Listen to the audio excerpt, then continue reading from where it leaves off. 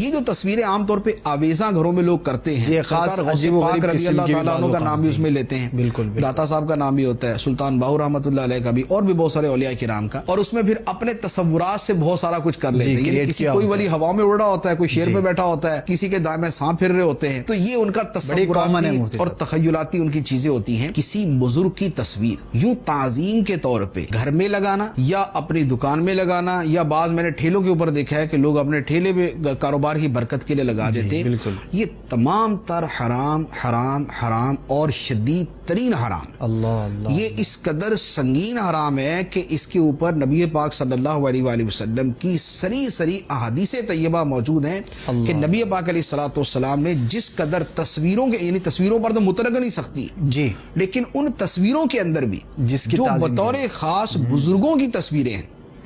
سب سے زیادہ شدت، سب سے زیادہ سختی اور سب سے زیادہ وعیدیں جو ہے وہ اس صورت کے اوپر ہے۔ نبی پاک علیہ الصلوۃ والسلام نے جب مکہ مکرمہ فتح فرمایا